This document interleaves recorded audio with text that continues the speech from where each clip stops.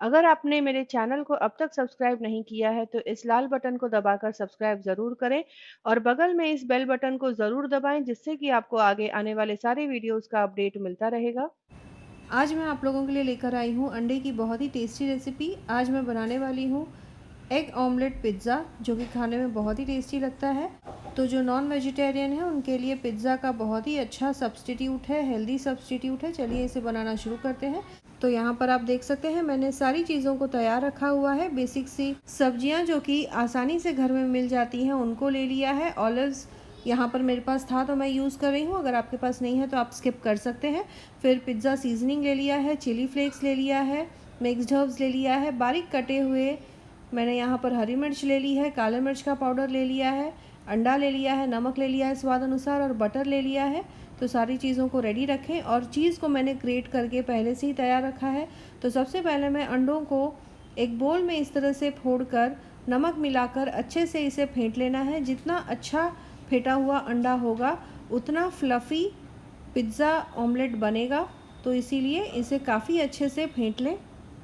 तो यहाँ पर एक फोक की सहायता से इसे करीब 4 से 5 मिनट के लिए इसी तरह से तेज़ी से फेंट लें। आप फोक की जगह विस्कर या हैंड ब्लेंडर का भी यूज़ कर सकते हैं। 4 से 5 मिनट फेंट लेंगे तो आप खुद ही देखेंगे कि हल्का सा जो कलर है वो अंडे का चेंज हो गया है, फ्लफ़ी हो गया है, एकदम बैटर की तरह। तो अब हम पिज़्ज़ा ऑमलेट बनाना शुरू करेंगे। तो यहाँ पर मैंने एक फ्राइंग पैन ले लिया है, इसमें मैं डाल दूँगी थोड़ा सा बटर, करीब 1 छोटा चम्मच। फिर इसमें मैं अपनी सब्ज़ियाँ थोड़ा थोड़ा करके डालूँगी। तो जो सब्ज़ियाँ आपको पसंद हो उसका कॉम्बिनेशन आप इसमें यूज़ कर सकते हैं।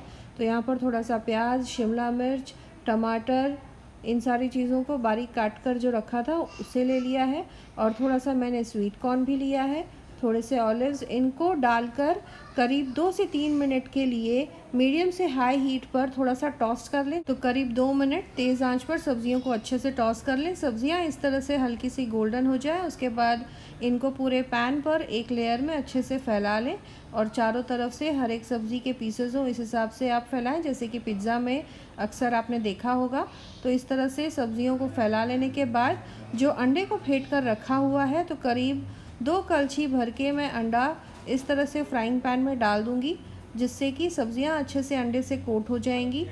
बहुत ज़्यादा सब्जियों को अंडे से ऊपर तक कोट ना करें, नहीं तो फिर इसका जो लुक है वो छिप जाएगा, सब्जियां अच्छे से दिखें इसका भी ख्याल आपको रखना है। ये देखिए यहाँ पर इस तरह से।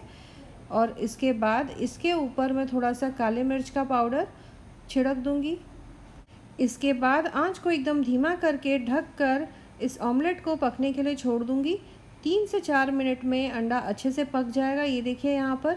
तो ऊपर से थोड़ा सा काले मिर्च का पाउडर, थोड़ा सा मिक्स्ड हर्ब, थोड़ा सा पास्ता सीजनिंग, थोड़े से चिली फ्लेक्स, इनसे गार्निश कर लूँगी। ये देखिए यहाँ पर। तो लुक में भी एकदम पिज़्ज़ा वाला लुक आएगा और थोड़ा सा ग्रेट किया हुआ चीज़ ऊपर से डालकर इसे गर्मा गर्म तुरंत ही आप परोसें, चाहे ब्रेड के साथ या इस ऑमलेट को तो आप ऐसे भी खा सकते हैं, जो कि बहुत ही टेस्टी लगेगा। थोड़ा सा पास्ता सॉस या टोमेटो सॉस के साथ इसे आप गर्मा गर्म परोस सकते हैं। तो यहाँ पर ये देखिए, यहाँ पर थोड़ा सा चीज़ ग्रेट करके डाल दिया, थोड़ा सा चिली फ्लेक्स ऊपर से और डाल दिया मैंने एक्स्ट्रा फ्लेवर के लिए। तीखा आप अपने पसंद के हिसाब से कम या ज़्यादा कर सकते हैं। तो यहाँ पर हमारा पिज़्ज़ा ऑमलेट तैयार है, जो कि खाने में बहुत ही टेस्टी है और बहुत ही हेल्दी। तो इस तरह से आप इस रेसिपी को ट्राई करें और कमेंट करें अपने एक्सपीरियंस के बारे में। दोस्तों और रिश्तेदारों के साथ भी इस रेसिपी को ज़रूर शेयर करें। मिलते हैं अगले एपिसोड में इसी तरह से एक और नई टेस्टी रेसिपी के साथ। Thanks for watching.